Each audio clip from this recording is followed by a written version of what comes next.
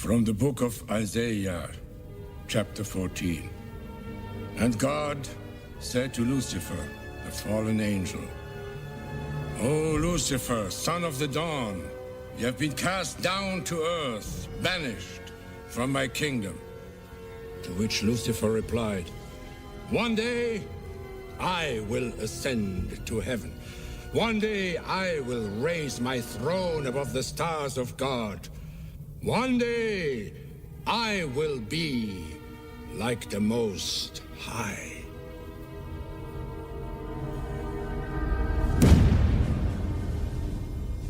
That day, Lucifer's day, has come. 5 centuries ago, we received our first sign. The astronomical clock was built. Its purpose, to announce to the world the date of Lucifer's return. The clockmaker tried to destroy his work, asking for God's protection from the wrath of Satan.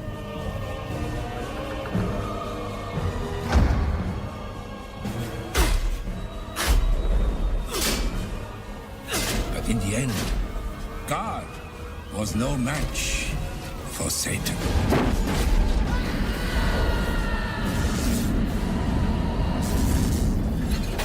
The clock came to life, the countdown began.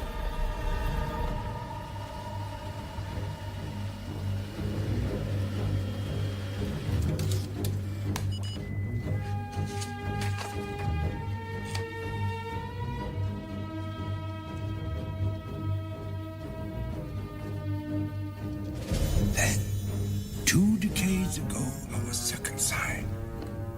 It was foretold in the scriptures that science will allow man to turn against his God the day that man has the knowledge to recreate himself. You have selected TV news footage, November 1978. In Cambridge today, university officials hope to end months of protest when funding was cut for the controversial Human Blanks Project. Genetics professor Michael Benedetti, whose research spawned the first genetically created lab mouse, hopes to develop the technology for genetically created human beings. This human creation issue angered religious leaders who felt that Benedetti's experiments amounted to playing God. These experiments are an abomination, clearly interfering with God's work. In an ironic twist, it was a local church group who agreed to fund Benedetti's research. The order's leader is Father Simeon, who was excommunicated from the Catholic Church several years ago for his radical beliefs on the Antichrist. I've been in contact with the church group, an ancient Etruscan order, but very progressive in their scientific beliefs. Our mission now is to find 18 beautiful angels, as foretold in the scriptures, to present to Lucifer, and one of them will be chosen to continue his work on earth. Satan will no longer be beast, but beauty. Nazi! Mozzarella! Nazi! Gonna be late. Overslept. We like you, it's your birthday! Laura, you give me a test today. Well, I'll drop you on my way. Besides, if they're anything like my students, I'll be only too happy to have you show up late. Hey, happy birthday. Thank you. Oh, I'm sorry I have to work tonight, but we'll celebrate on Saturday. Nazi! Nazi! So you can't interview this guy tomorrow? Well, he's leaving the country, and so, but we're almost finished. Who was he again? An expert in my field. Is it Mummy? You should talk. No, music is a living thing, Laura. You give life to it every time you play it. Well, so is ancient civilization. Every time you dig into it. He's an expert on Etruscans. Oh, sure. Snails. No, those are crustaceans. Where's the cat carrier? He's freaking out. Right on the chair. Lucy, what's with the cat? He has a vet's appointment. He's too fat. He's gonna have a heart attack. You shouldn't be feeding him so much cooked chicken, sweetheart. Mom, don't forget the camera. Got it. The vet said to take before and after pictures. What, the cat's modeling for cow can? At least we'll have one model in this family. One's enough. You know, Catherine's dad's in advertising, and he said that if I worked really hard...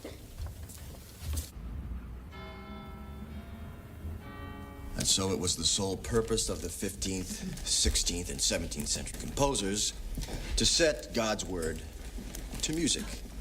Not a bad lyricist, I might add. Yea, though I walk through the valley of death, the Lord is my shepherd. I shall not want.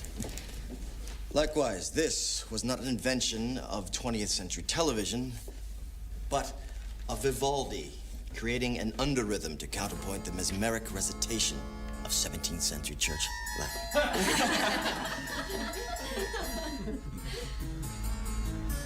I have to get back home to decorate for Dad's surprise party before people start showing up.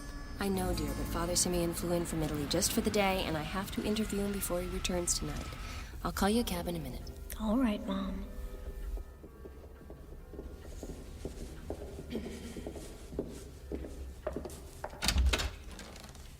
Father? Father Simeon, how are you? This is my daughter, Lucy. Yes. An angel. Your mother, she tells me you want to be in a magazine. Is that your dream? I guess so. Well, I also told him that I'm discouraging that. Now, don't you get me in trouble here. Your mother's very wise. And she also tells me that your father's birthday is coming soon. Is that right? Yeah, it's today, actually. And she would like to hurry home to decorate. So I told her that we might call her a cab from here. Of course.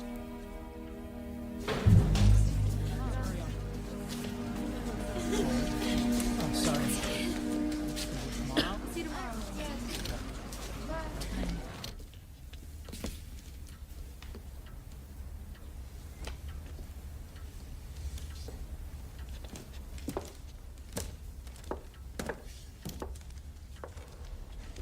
Father Simeon?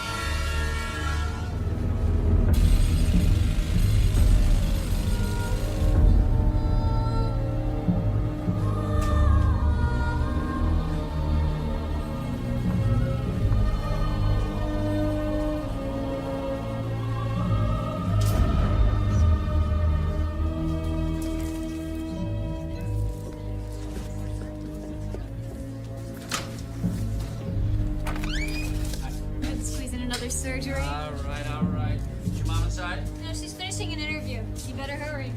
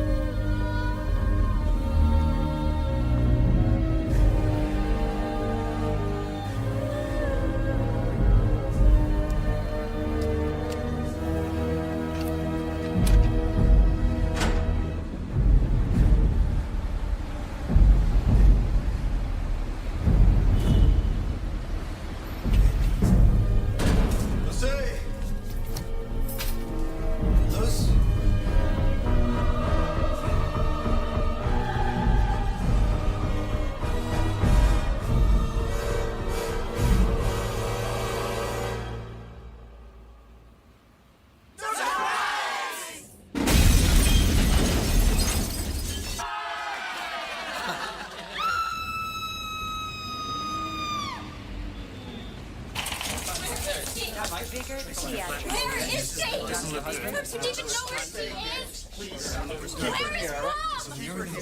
Mom? I'll be right back. Dad! Why can't you let me see my own mother? What do you say? She's gone. Tell me. I'm sorry. Mom! She's So- dead. I'm sorry. I'm sorry. Mom! God, no. Lucy, no. No!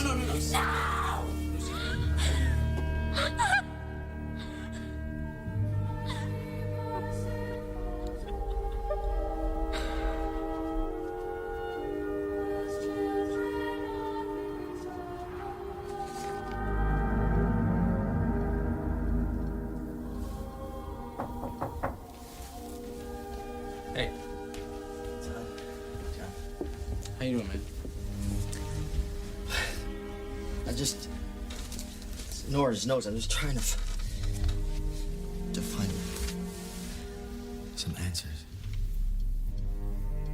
You know, we were thinking that you might want to get away for a while. Your boss here says he'll give you the time off, and I'm more than willing to take care of the house if you want.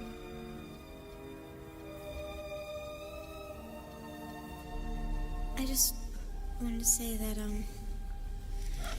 my mom saved this cat. He was trapped in a crate of mozzarella behind an Italian restaurant. We think he ate too much and couldn't get out. He loved her for that. Almost as much as I did. Almost as much as my dad. He might not know she's gone, but I know we'll all miss her. And I'll be glad to see her again someday. In heaven. And I don't know what all I know is she was happy.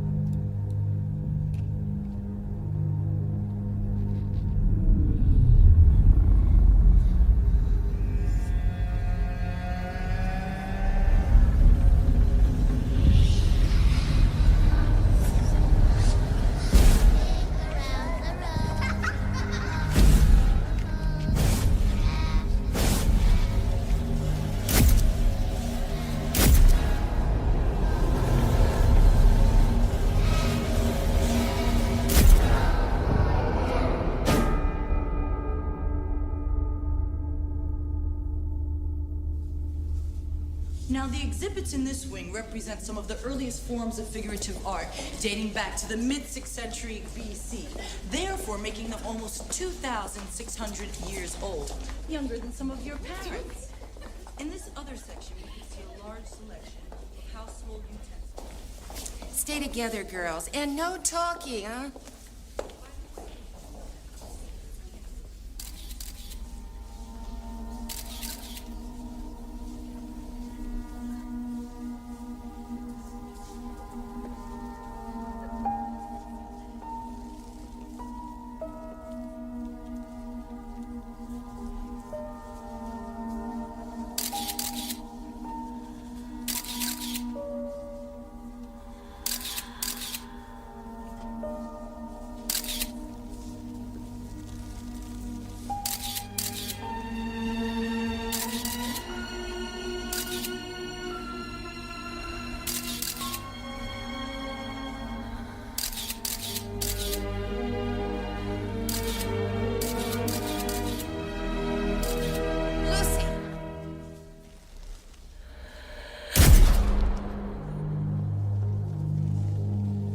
You stand there and pose for some strange guy with a camera? He wasn't strange. He was a real guy, like a professional. So what if he was? You don't know what he'll do with the pictures. Why would you do something like that?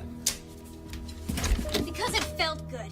I felt good. Is that such a bad thing? You know how your mother felt about it. Yeah, well, Mom's gone, Dad. So that makes it okay? Lucy, you're a smart girl.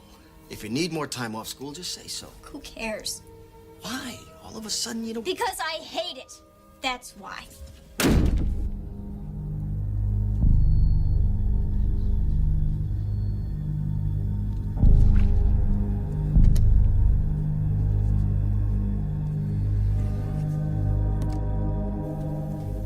Send this one.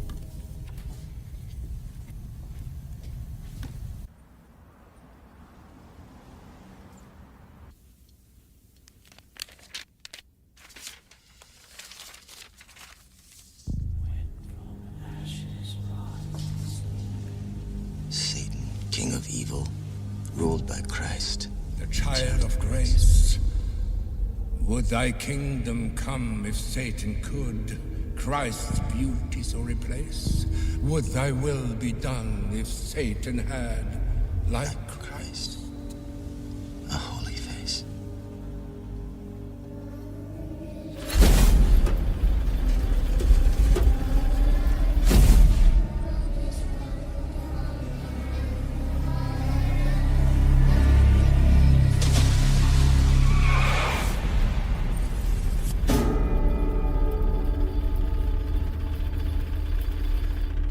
So what else did she say? Well, I couldn't get through to her. The last thing she said to me was, I hate my life. She said that? I hate my life? Yes, she did. Look, she wants to try to model. There are worse things. I think you ought to let her try it. Have you been approached or what? Yeah, I got a call, but I couldn't do that to Nora. She found it corrupting. I understand, but look, that kid's face stands out in a crowd, right? Yeah. If she's going to be objectified for being beautiful, she might as well get paid for it. And you never know. She might want to kick back something to her, godfather. And there it is. There's that advice I was looking for. Thanks, pal. Look, do you want my 2 cents, really? What would make Lucy happy?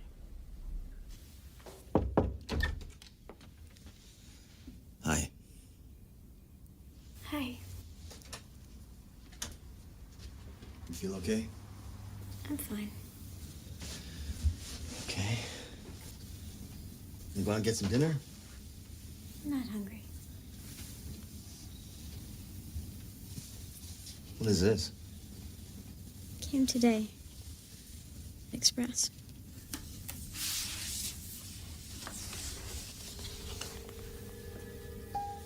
Do you like it? Where's it from?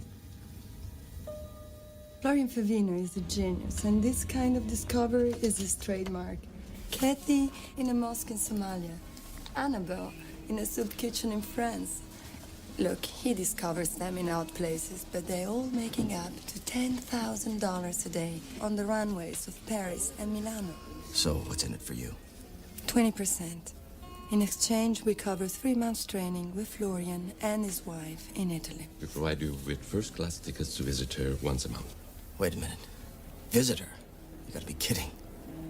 Did you think I'd let you take her alone?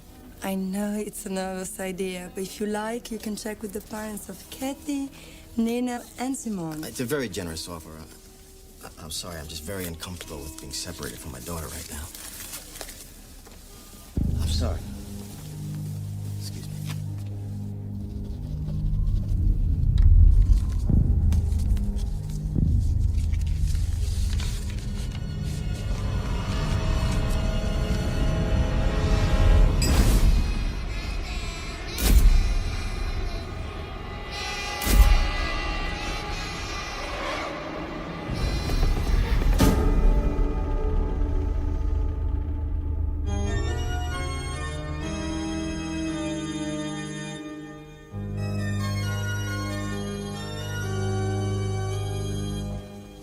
Thought I'd find you here. How'd you like to play that on the world's oldest church organ? La Chiesa di Santa Maria in Rome.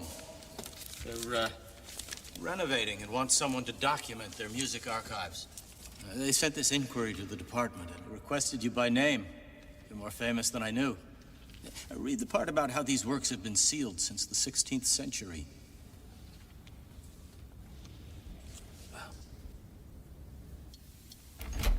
Luce? Whoa. What's the matter? What's wrong? It's Monty. They called from the vet. He is sick. I want to put him to sleep. I'm sorry, sweetheart. I'm sorry. Why does everything get taken away? I'll always be here for you. Lucy, you got your whole life ahead of you. I don't see the point anymore. Lucy!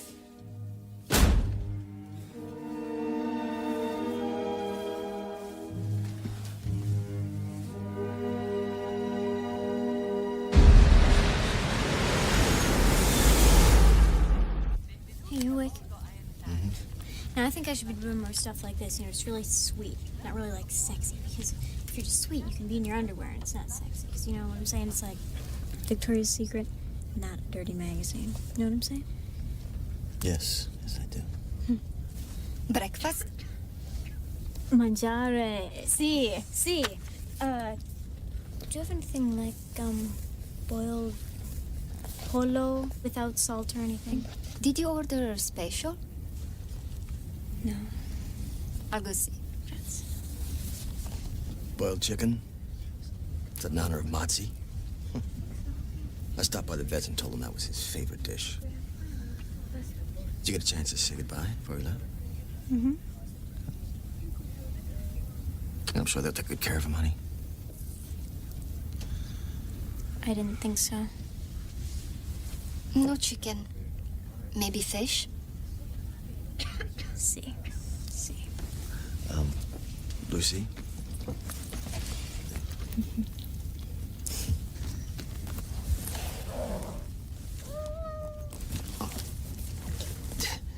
The cat has no papers. They'll slap him straight into quarantine.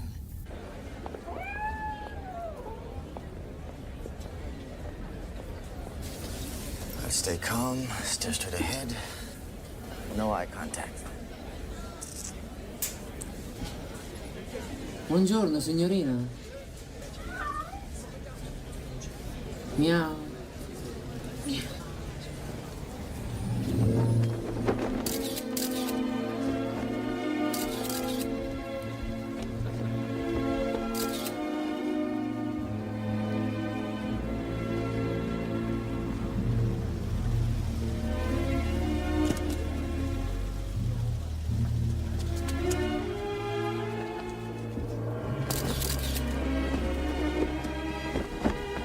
Lucia!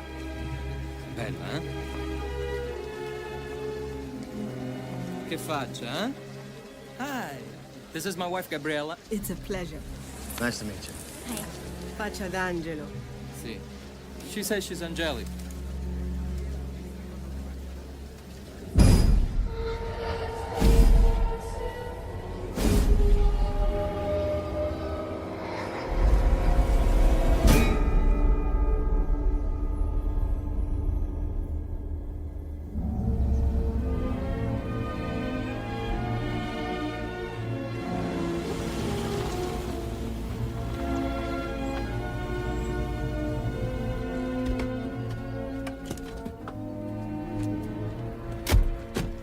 Valle d'Ombroso, Lucia.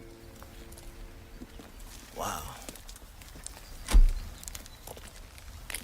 Over that ridge, our villa, and down below, the guest house you'll be staying in. That church. La chiesa dei 18 angeli. 18. 8? 18. Your pet will have company. The friars have many cats. The abbey cats. They hunt mice in the underground caves. Beautiful, isn't it, Luce? The iron on these hills attracts lightning. It's the iron mines that built the Etruscan civilization. Etruscans. My wife was studying them.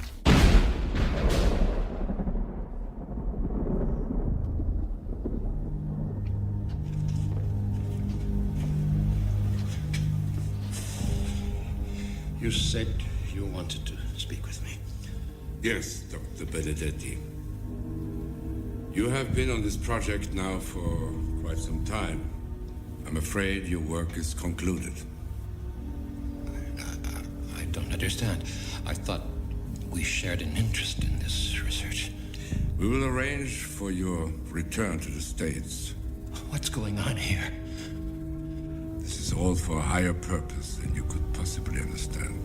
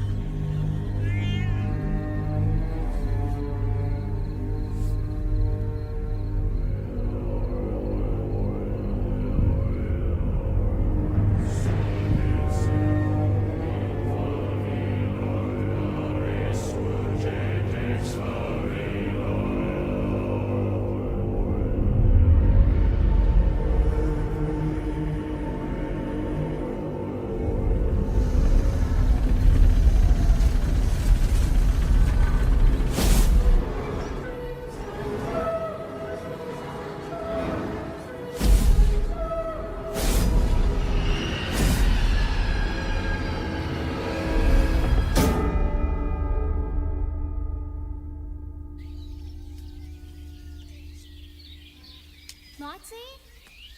Motzi? Motzi? Motzi?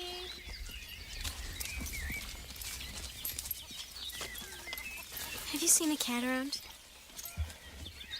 A cat? Gatto? Gatto. Ci sono dappertutto. No, my cat. He's gray, really fat. Could you look for him? Vieni. Yes. Come on. Vieni.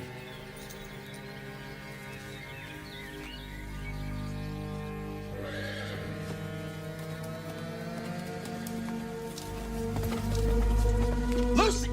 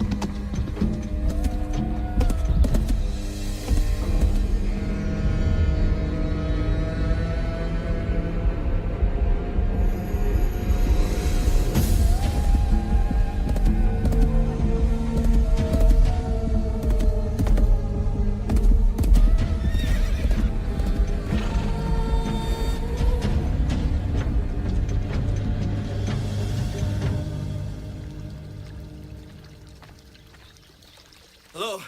Scusi. Mr. Stanton? I'm Maria Elena. Maria Elena. Who's the guy with the horse? Damiano. Who's Damiano? He's in charge of the animals. Well, what the hell does he think he's doing? Do not worry. He has great control of them. Sometimes I think he is one of them. Look, my daughter is out there with him in nothing but a nightgown, and... They will be back soon. Come and have breakfast.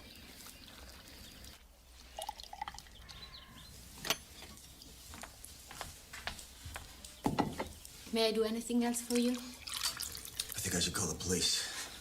We have no polizia in Poggio. I think there is a guard at the bank with a gun. But you wouldn't want to shoot Damiano. No, I'd like to kill Damiano. Now is your chance. Thanks. We saw him, but he got away. What the hell are you doing? Looking for Motzi. Daddy had this disgusting mouse in his mouth. Like Look, he wouldn't... I don't want to talk about Motzi.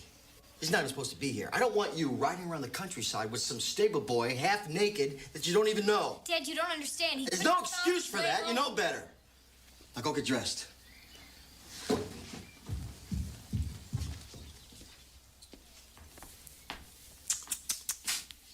don't need advice from you. You may be wrong about that.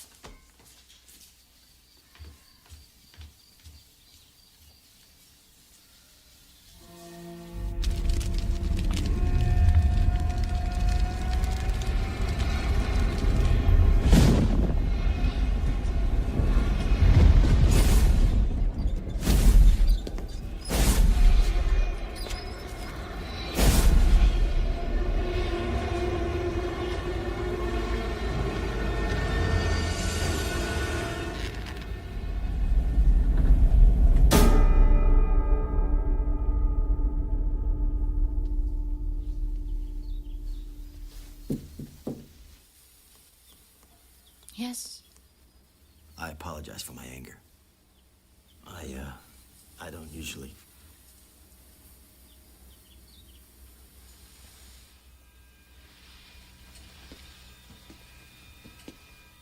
Oh, God, I'm sorry. He's... My son. He was hit by a car. They found him on the road near the cemetery. Now each day I go to his grave. I look for answers.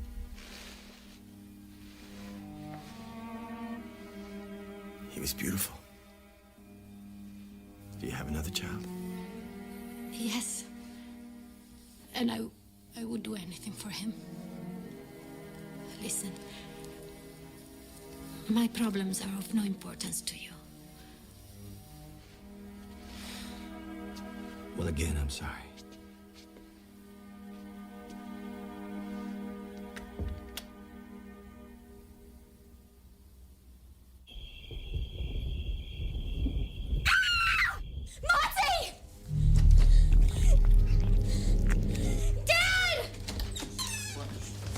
Moxie!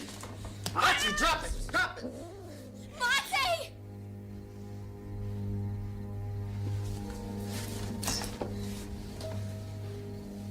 It's dead. What is it? It's not even a mouse. Doesn't have the right face.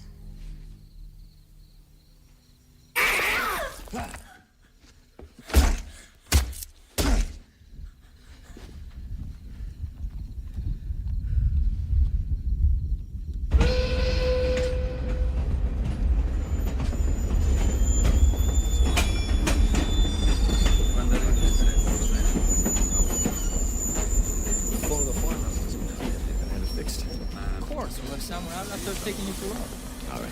Perhaps today you'll use the phone. Florian, Gabriella. This is the young man I told you about who studies Etruscan. Massimo Pena, Mr. Stanton. Hi. And you are the American scholar I heard was in town. Yes.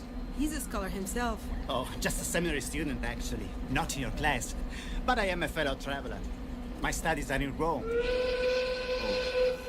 Luce, you gonna be all right, honey? Oh, she'll be fine, Papa. She's starting her job today, like a grown-up. Really, I'll be fine. This is what we came here for, remember? She'll never be out of my sight, don't worry. Good. Have fun. Bye.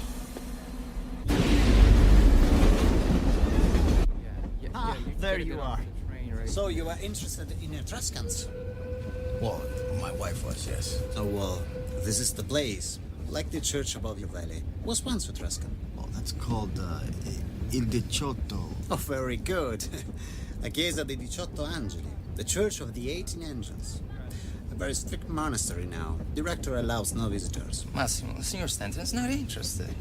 You know he's an expert, because he'll talk your head off. Because it is interesting. This church, for instance, is named for the Etruscan legend that the return of the devil will follow the appearance of 18 angels. You're earnest, Massimo, but very gullible.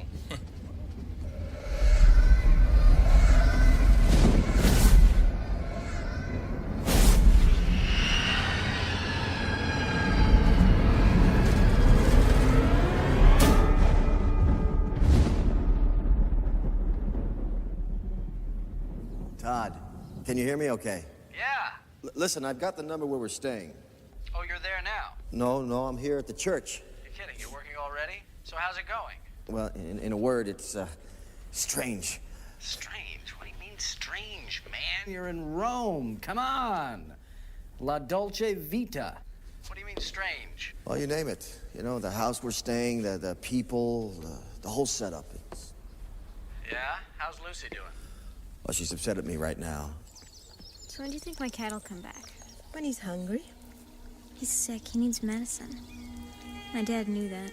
It's just not like him to go hitting him like that. He misses your mother. It's naturale. That really tickles. We need your ears, too.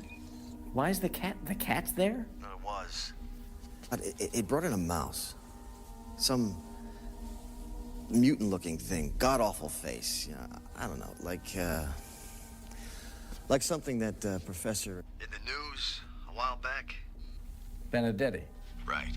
Huge ears, tiny little eyes, and fangs for teeth. Well, you know, like the man said, science does not have a pretty face, right? My mom and I once had these facials. You killed yourself, you know? No. So you can't go to heaven if you kill yourself. You will go to heaven. I guarantee you that. Who knows? Maybe I'll kill myself someday. No, you will not. You know, that's possibly where he ended up, because I know he got some Italians to sponsor his work after his funding got cut. Italians? Well, listen, give me a fax Number, and I'll send you what I can, okay? So tell me, how's Lucy doing? Did she start the modeling yet, or what? Yeah, today. Why are we doing this again? The mask? To make you permanent, Bambina.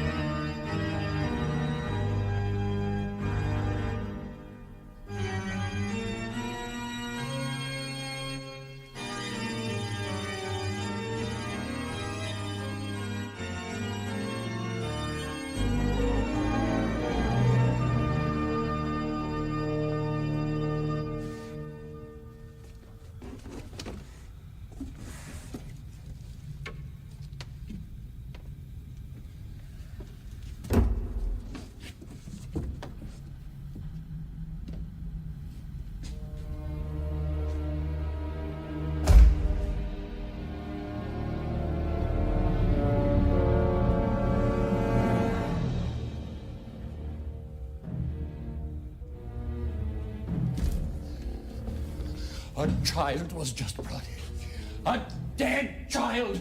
I will not allow my work to become a part of this. Do you understand me? You will not allow it? I told you before, it's for a higher purpose. It's the ultimate marriage between science and Satan. When man's knowledge allows him to recreate himself, therefore making God obsolete. What are you talking about? My blanks are not recreations of life. Satan cannot be born of man. Science can only create the blanks. It can never instill the soul. I can. You only need one soul. The soul of Lucifer. And a beautiful face for it. This is wrong. This is evil. And I will not let you get away with this insanity. May God condemn you to hell.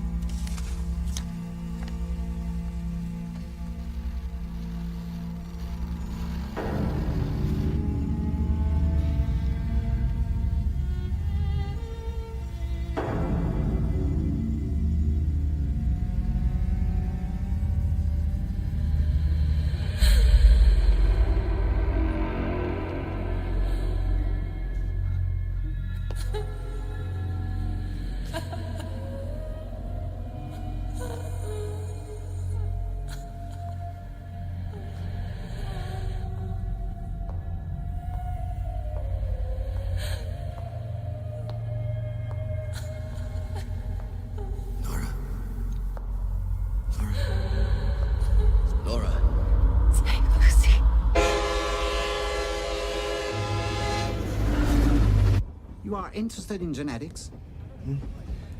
The papers? No, these are faxes. This is Simeon. Father Simeon. You know this man? See. Yes. Did I not mention him to you? The rector at the monastery above the valley. The one who will let no one in. That's his church? One of them. They also have a parish in England, I believe, and in America.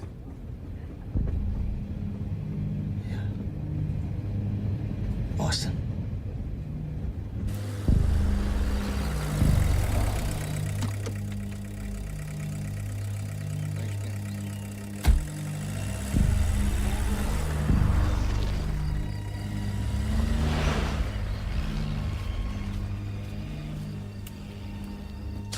I found these. You went through my bag? When I was unpacking. Who is he? It's the priest. We went that day. Yeah, but who is he? What were you doing there? Look, I don't know. She was interviewing him for some article. She wanted to take his picture. He wouldn't let her. I don't know. Did he say anything to you? He said I was beautiful or something. I don't... What happened next? I told you. She got me a cab, and I went home.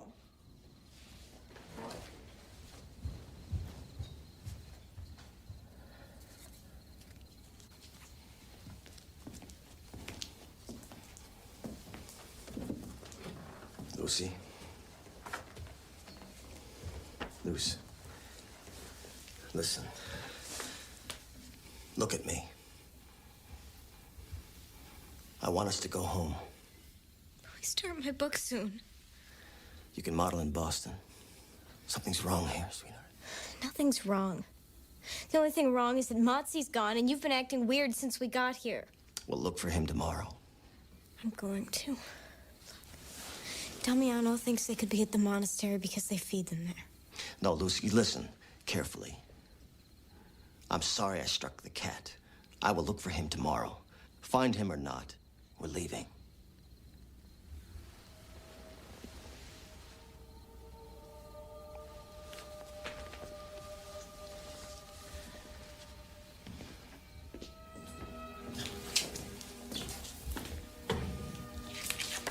You must know him. No.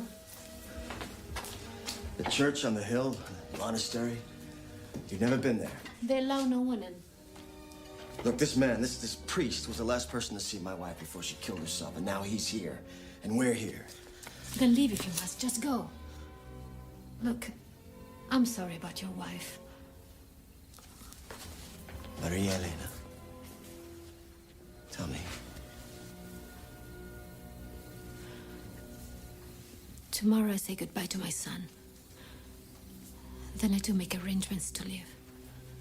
If you know something. Good night.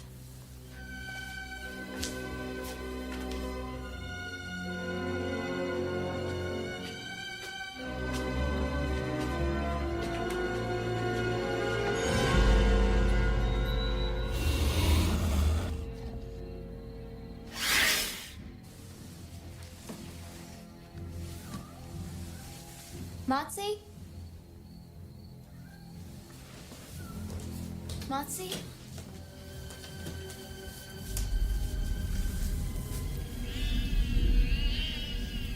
Motsy?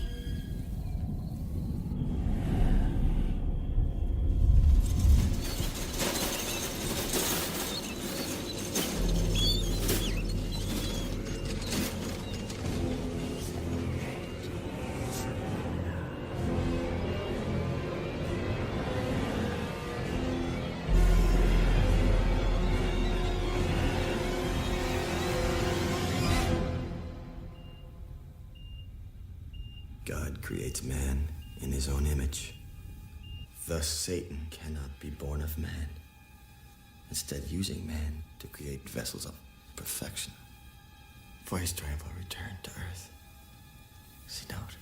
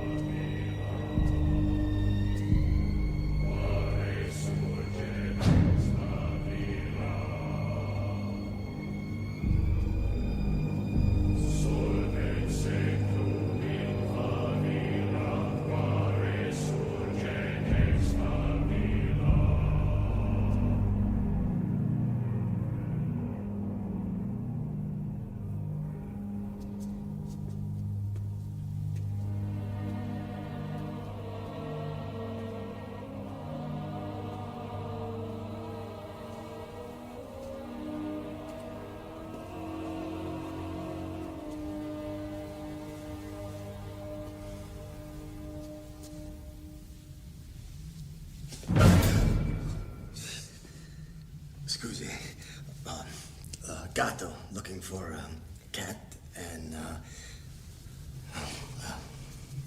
parli inglese. We have many cats. Which one do you seek? No, my daughter's cat ran away. We're down at the farmhouse. Ah, our American neighbors. Come. È l'americano, la figlia ha perso il gatto. Dobbiamo essere generosi e dargli uno dei nostri gatti. He says we must be generous and give you one of our cats. No, no thanks. No more pets. We're actually heading home. Oh, what a shame. That's why it's important I do this today. Is there someone in charge I can speak with? Someone to give me permission to look around? Yes, of course.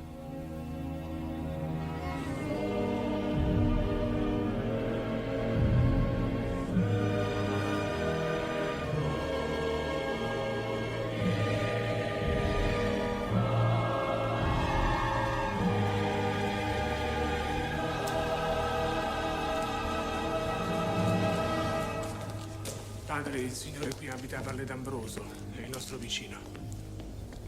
Hello, Father. Nice to meet you. Grazie. Il signore ritorna negli Stati Uniti.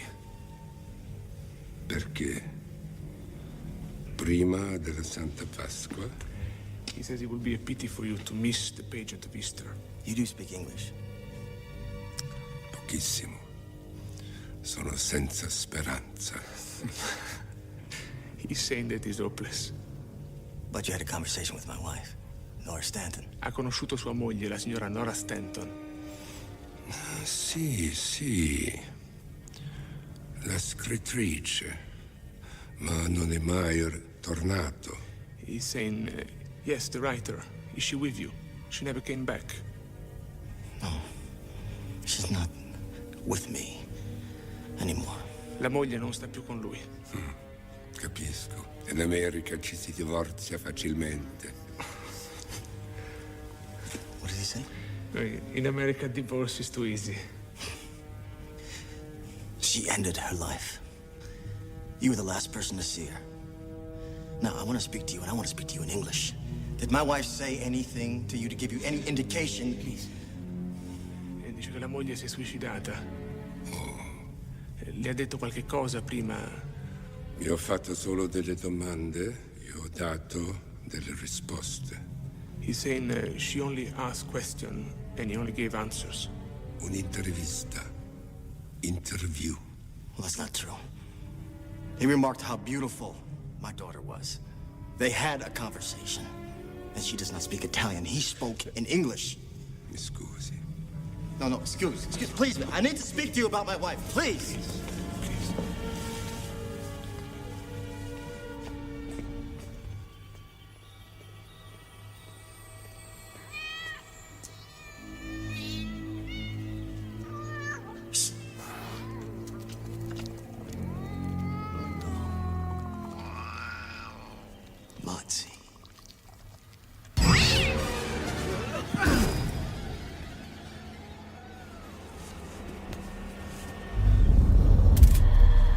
Great. This is great.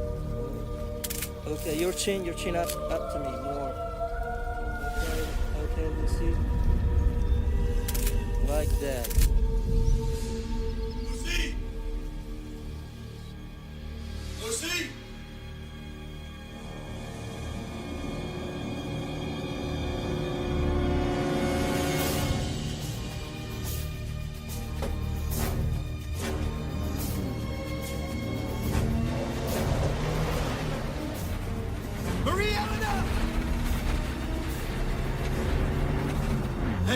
Where's Lucy? Oh, maybe go with Mary Ellen. I need your truck. Sì.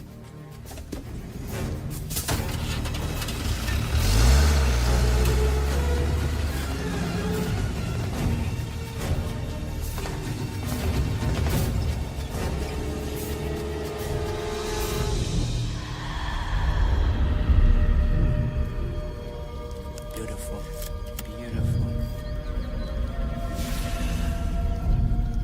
Pronto? Sono Damiano. Sì? He's gone. It is time. Grazie.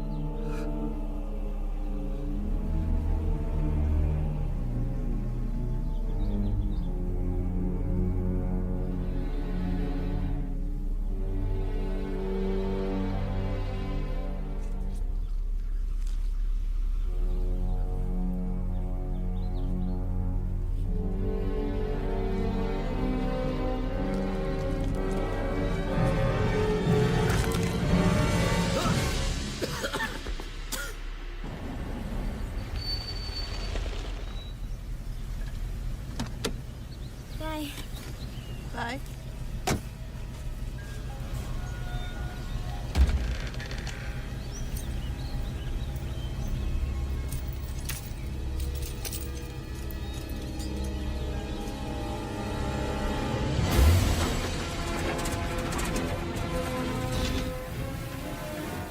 Would thy kingdom come if Satan could Christ's beauty every place? Lucy. Would thy will be done if Satan had, like Christ, a holy face? A holy face. A holy face. Help me, Daddy! Help me, Daddy! Help me, Daddy! Help me! Help me, Daddy! Help me! Come on. Come on. Lucia! Come in, have something to eat. We're going out on the horses to look for my cat. Will not like this. Come inside. Tu non ti mischiare, non ti riguarda.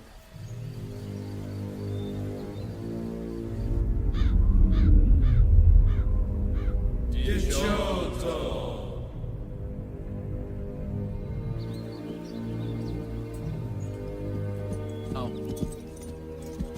I forgot something. Hold this, please. Okay. Like this. Good, let's try.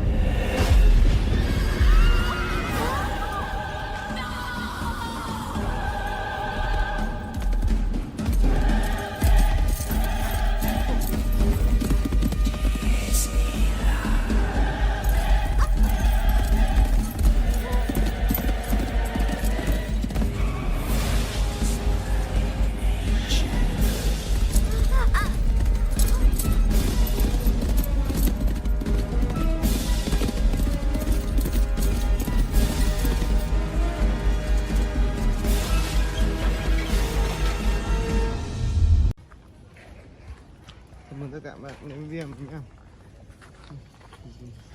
Giới thiệu các bạn đây cây rau lang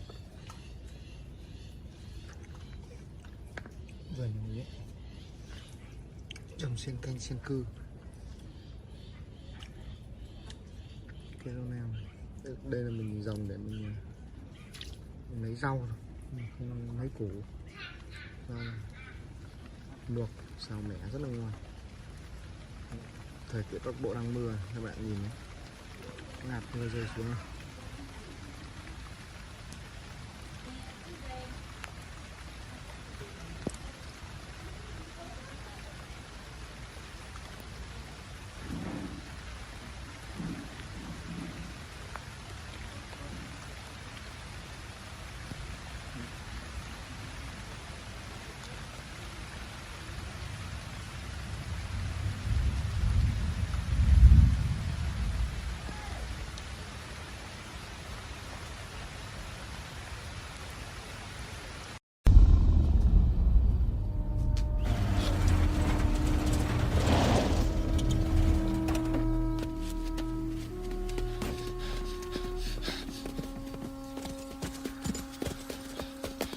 No!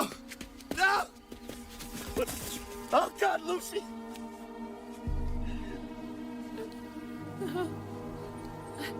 We need a hospital! A hospital!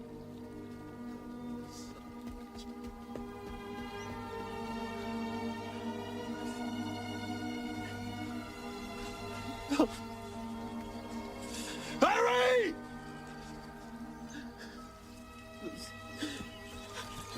You let this happen. God forgive me. Did she make the mask? The woman. You knew about this. Your son has a mask. you'll do by the time they are buried. To hide them, they have no faces. Let me help.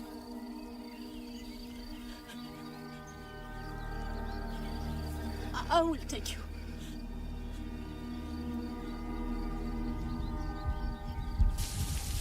He said what?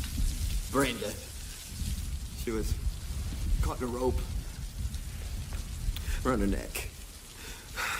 Sever the cortex. What? Okay, where are you now? A town called Viterbo. They have a kind of a emergency room. Is she breathing on her own? Yes. Well, then she did not sever the cortex. Who told you that? The doctors. Well, they don't know shit. Give me the number there, and I'm gonna call them back. And don't tell me anything about brain dead. Do they even have the kind of equipment they need to monitor that there? I don't know. Okay, here's what you have to do. You have to get her to another hospital. Outside of Rome, in Rome, I don't know. Can you get her out of there? There was a woman, but... Okay, find someone. Find someone you trust. I'm going to my office, and I'm going to hook you up with the doctor in Italy. All right? Right.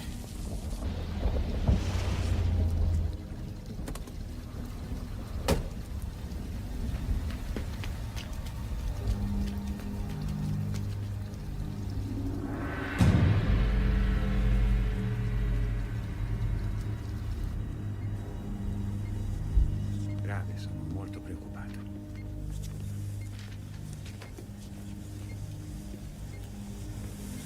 Who are you? I'm Dr. Rinieri, a specialist in spinal injury. Oh, we don't need you, doctor. I'm taking her out of here. Our doctor in the States is arranging the whole thing. Please, I need you to contact Pena, Massimo Pena, in Valle d'Ambroso.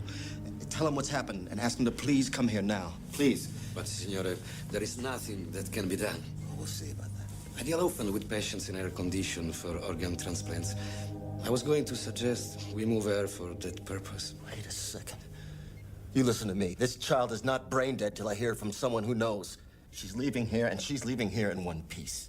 As you wish.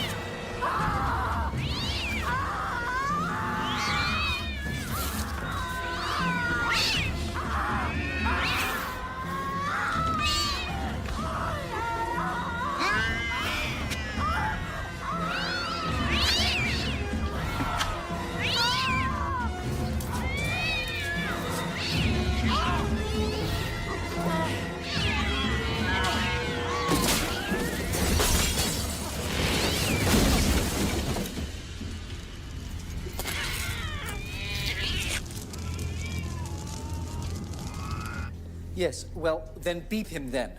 Okay, do you understand? It's an emergency. I need to speak to him right away and have him call me at that number that I gave to you. Do you understand? Yes, in the United States.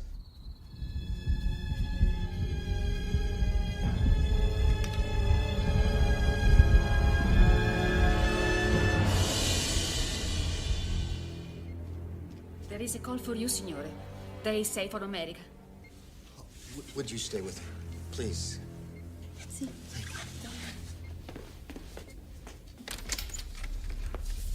I'm the hospital chaplain. Yeah, well. Your assistant told me what happened.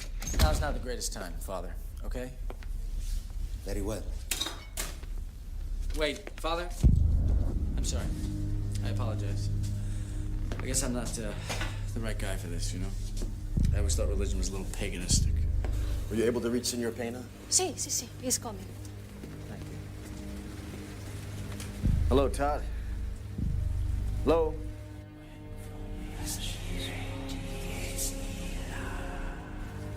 There's no one on the line.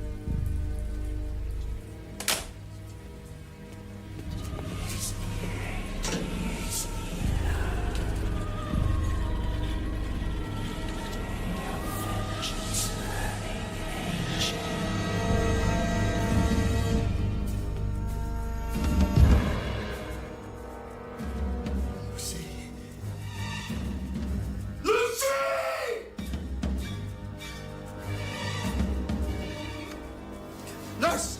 Nurse, where is she? They took her. They said you go with her. Who said that? Take her where? Your doctor. Oh, my God.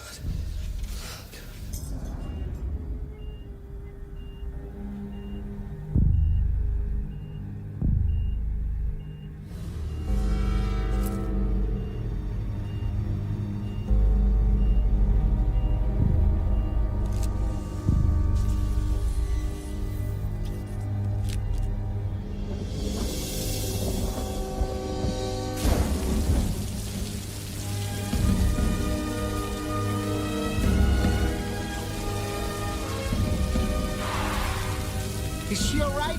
They called. Are you one of them? Them? Lucy's gone. They've taken her. What can I do for you? Take me to the monastery. The monastery? Yes, just take me there!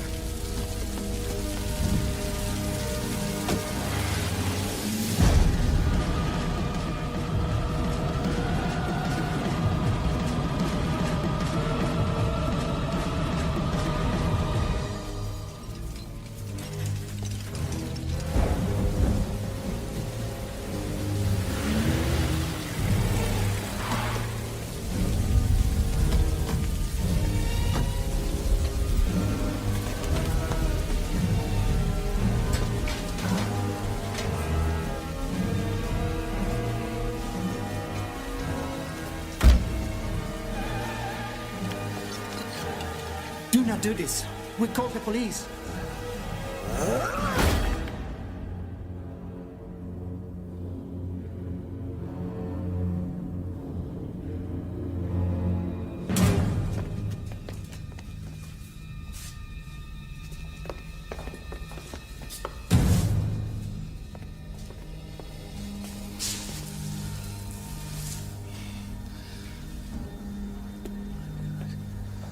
Oh mio Dio. Lucy. This is not possible. Signore, I must leave here. I cannot stay. No. Wait, please. You said they believe the devil follows the appearance of 18 angels. Yes. There are 17 children here. I'm sorry. I cannot stay. Forgive me. I will send help.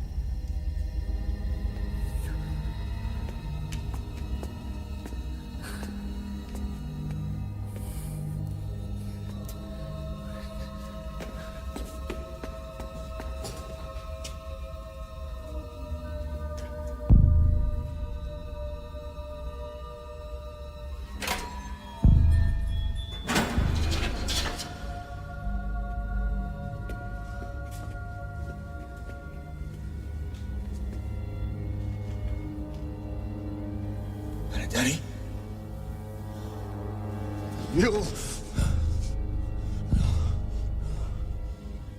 Do you know what's happening here? My daughter's been taken, like the rest. Where is my daughter? Where is she?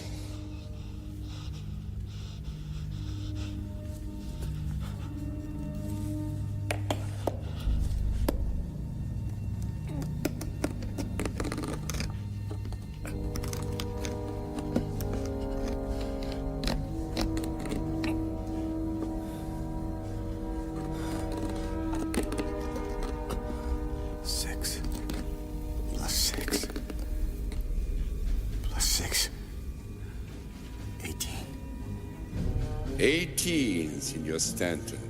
Diciotto, the cumulative number of the beasts to form the Holy Circle. What have you done with her? What have you done with her? Glorified her. From the very first time I saw her, I knew she would be the last to complete the circle from which one will be chosen. This is insane.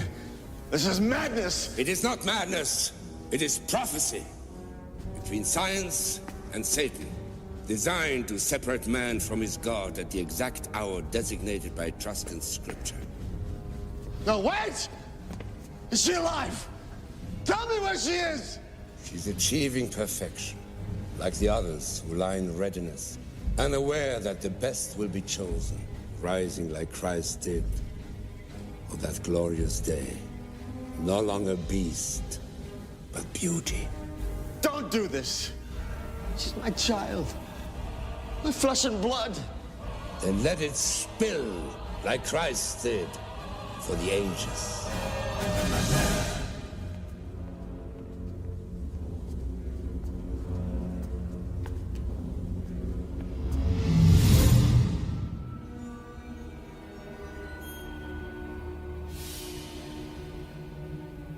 Brothers, for thousands of years we have waited for this moment, and now, according to the Etruscan calendar, the day has come.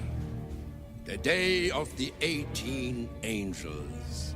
From the beginning, Lucifer, the fallen angel, wanted a perfect world, and God created an imperfect world. A world full of hate, war, and blood. Never was there a bloodier time in history than Christianity. That's why we chose Lucifer, the Light One, as our God. Man's science has created the human possibilities to make this a better world. All we need is beauty and innocence. And we have found both.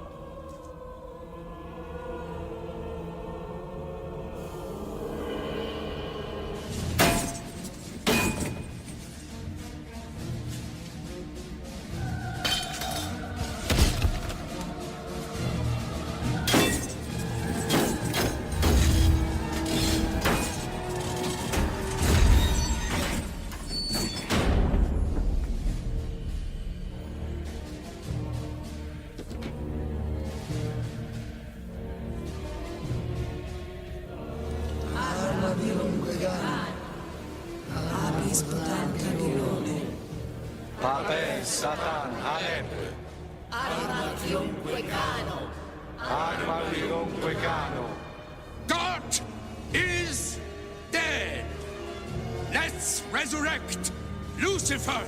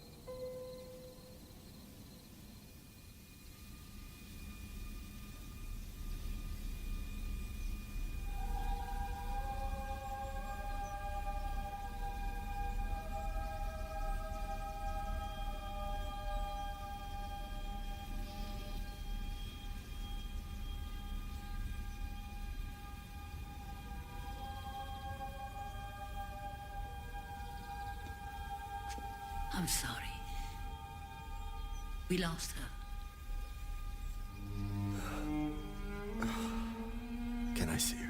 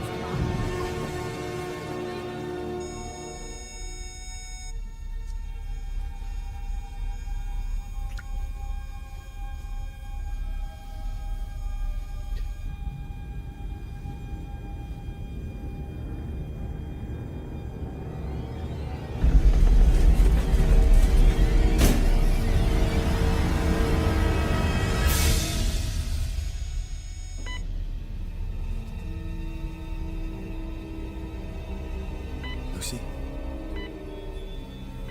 Lucy?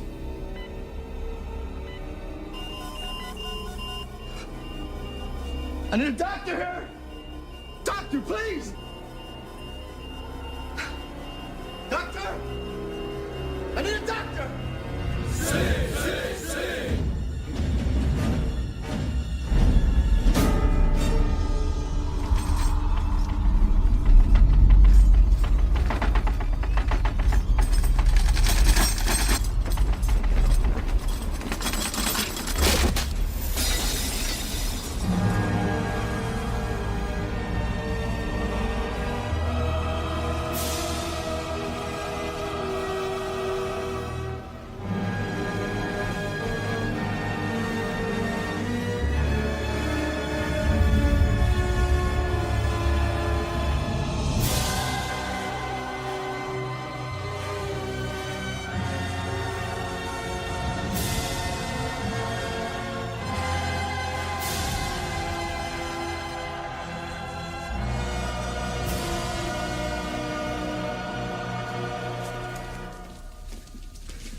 Cannot believe it. Come on. It's me, honey. It's me.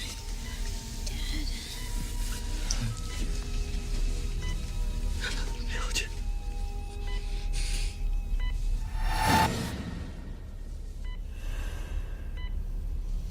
Lucy. We made it, honey. We made it.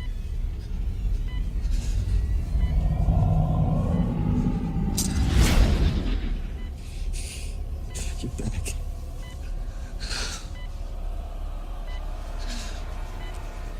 No one's ever gonna harm you again. Ever. I won't let them.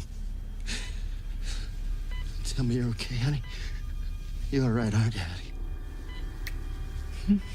Yes, Daddy. I'm fine.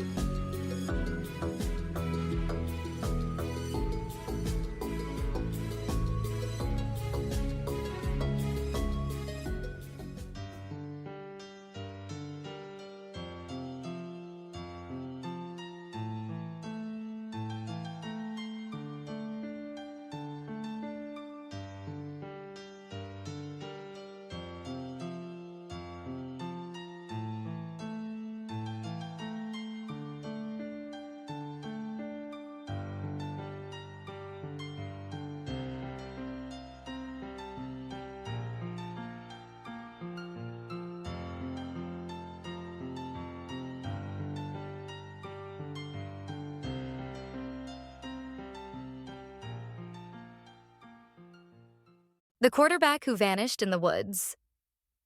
A star who was supposed to be unstoppable. Cullen Finnerty was not a man who got scared easily. A 6'2", 240-pound powerhouse, he was a champion quarterback, a man who had led his team to victory time and time again, unshaken by pressure, undaunted by pain. He wasn't just good, he was unstoppable. During his time at Grand Valley State University, he had won 3 national championships and was named Division II's Player of the Decade. He had played briefly for the NFL's Baltimore Ravens and Denver Broncos, and when that didn't pan out, he took his talents to Europe, then to arena football. But no matter where he played, football was his life. He was built for it. Tough, fearless, relentless. But that fearless warrior died alone in the woods, face down in the dirt, his hands clenched, his body contorted in a way that no one could explain. And the last words he ever spoke were a frantic phone call to his wife, breathless with terror. "They're following me. A weekend of fishing and a vanishing act." In May 2013, Cullen had long accepted that his football career was over. He had settled down in Michigan with his wife, Jennifer, and their 2 young children. He had a good job in medical sales, a stable life, but something about him had changed. There were moments, fleeting but unmistakable, when his paranoia flickered through the cracks. He had once told family members that he thought someone was following him, watching him, but those were just passing comments, nothing serious. Then came Memorial Day weekend. Cullen and his family joined Jennifer's relatives for a fishing trip along the Baldwin River in Michigan. For 3 days, everything was perfect. The air was crisp, the water calm. On May 26th, the last night of the trip, Cullen decided he wanted one last ride on his new pontoon boat. His pride and joy. His last ride ever. A phone call. Drenched in fear. Cullen's plan was simple. He'd take his boat out for 45 minutes. He'd called Jennifer when he was ready to be picked up at the next boat ramp. He dressed warmly in a jacket and waders, grabbed his fishing pole, and stepped into the darkness. His family watched him go, not realizing it would be the last time they'd see him alive. At 9:27 p.m., Jennifer's phone rang. She picked up, expecting to hear that he was ready to come back. Instead, she heard his breathless, panicked voice. "There are 2 men in the tree line. They're following me." Her stomach twisted. "Cullen, afraid? Impossible." Then he said something even stranger. "I'm going to beach the boat and take my clothes off." And then the line went dead. Jennifer tried to call him back. No answer. She called again. Nothing. Her hands were shaking. Cullen was built for combat, for chaos, for pressure. What could scare a man like him? She dialed 911. The last words of Cullen Finnerty. Jennifer's family was already rushing to help. Her brother Matt tried calling Cullen himself. After several failed attempts, Cullen picked up. His voice was even more frantic than before. "They're still following me." Matt tried to keep him calm. "Where are you?" Cullen's response made no sense. "I don't know." Then a final chilling sentence. "It's getting pretty rough out here." Click! The call cut off again. The search begins. Jennifer and her family race to the boat ramp where Cullen was supposed to be. The woods were pitch black, silent except for the rushing river. No boat, no Cullen, just an eerie stillness. Then the police arrived. They filed an official missing person report and immediately began searching. At dawn, they found his boat. It was beached on the shore. 1 oar was missing. The engine was still in working order, but Cullen was nowhere in sight. It was as if he had simply vanished into the woods. Then came the chilling detail. A local resident told police that around the time Cullen went missing, they had heard blood-curdling screams coming from that exact area. Screams, but no voices calling for help. Had Cullen been running from something? Or someone? Or was he being hunted? The unexplained death of Cullen Finnerty. For 48 hours, search teams scoured the wilderness. Then, on the night of May 28th, they found him. Cullen Finnerty, the unshakable quarterback, the man who never backed down from a fight, was lying face down in the dirt, less than half a mile from a paved road. His right arm was tucked under his chest. His left hand was clenched in a fist, gripping the earth. Blood trickled from his nose, but there were no obvious injuries. His clothes were twisted, as if they had been put back on in a hurry. And his cell phone was still in his pocket, the very same phone that had pinged in multiple locations miles apart, farther than anyone believed he could have traveled in that short amount of time. How did he cover so much ground? And why didn't he stop for help? Theories, but no answers. The initial autopsy was inconclusive. There was no evidence of a struggle, no wounds, no injuries that could explain his death. Eventually, the cause of death was ruled pneumonia, triggered by inhaling his own vomit. But how does that happen? Some theorized a mental break, possibly from CTE, a degenerative brain condition caused by repeated head trauma. It was true. Cullen had taken hits for years, but then why did he tell his wife he was being followed? Why did a resident hear screaming? And why did his phone ping in impossible locations? Had something been chasing him after all? A mystery that still haunts the woods, Cullen's death remains one of the strangest disappearances in recent history. There was no fight, no clear cause, no reason for him to be found dead in the middle of nowhere, curled in the dirt, his hands twisted as if clinging to life. Some believe he was running from something real. Others think his mind betrayed him. But one thing is certain. In his final moments, Cullen Finnerty was afraid. Something had put a terror in him that not even the NFL could. And whatever it was, it drove him deep into the woods, where he never came back. The Trail of Shadows, a hiker's nightmare. In 2008, an 18-year-old named Matt Higgins set off on an adventure he had dreamed of for years. Inspired by the movie Into the Wild, he yearned for the raw, untamed wilderness, a place where he could test himself against nature and, perhaps, find something deeper within. His plan was ambitious.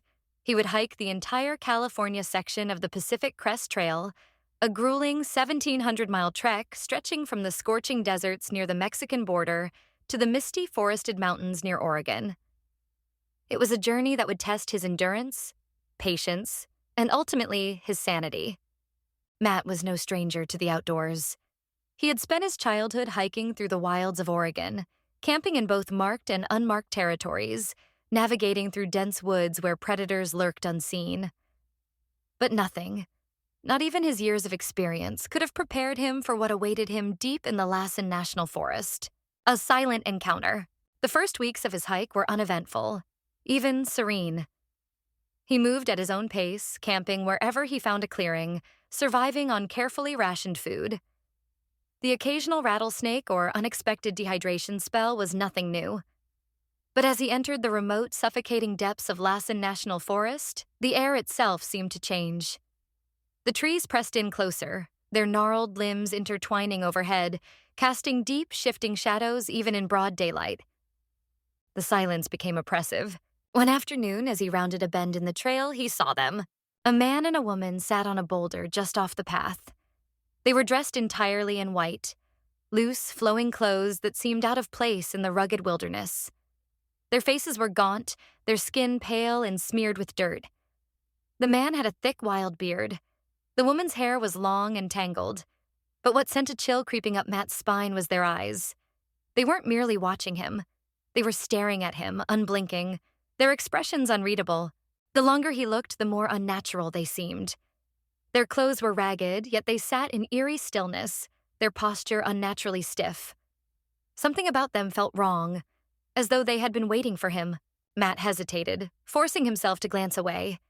He muttered a quick hello as he passed them, but they didn't respond. Not a wave, not a nod, not even a flicker of recognition that he had spoken.